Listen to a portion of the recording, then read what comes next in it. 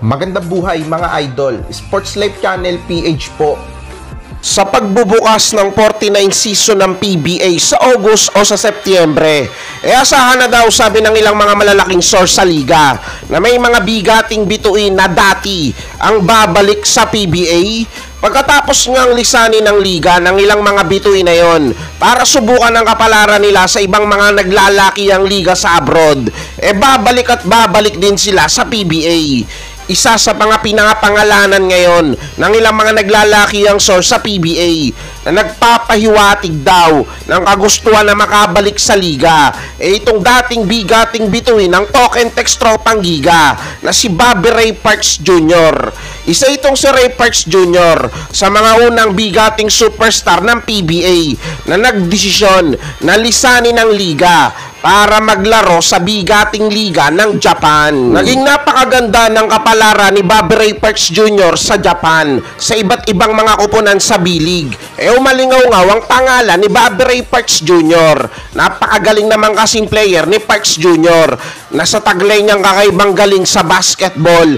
Kahit saan kupunan yata siya mapunta, siguradong magiging malaking asset siya. Pero tila ba may kasabihan na gaano man kalayo ang iyong narating, wag mong kakalimutan ang iyong pinanggalingan. Hindi naman lingid sa atin na naging puno ng kontrobersiya ang pag-alis ni Bobby Ray Parks Jr. sa PBA, lalong-lalo na sa noong kupunan niya na Token Text. May chismis pa nga dati na nagkaroon daw ng gentleman's agreement ang mga team governors na walang kukuhang ibang kupunan kay Bobby Ray Parks Jr.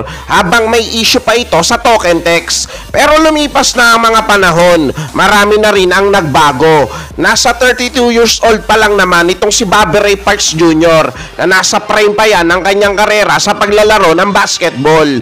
Kung totoo man na babalik sa PBA itong si Ray Parks Jr., siguradong maraming mga kupunan pa rin ang maglalaway sa kanya sa liga. Pero hanggang ngayon din, nasa Token Text pa rin ang rights niya sa PBA. Pero malay naman natin na baka okay na uli sa kampo ng mga taga Token Text itong si Ray Parks Jr. Lalo na ngayon na kinakapos itong mga taga Token Text na mukhang kailangan nila ng isang masasandala na bigating superstar.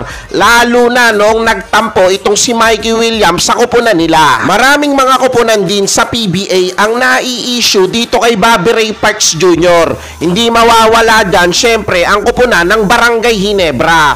Pero ang lahat ng yan, masasagot kung babalik ba sa PBA itong si Bobby Ray Parks Jr.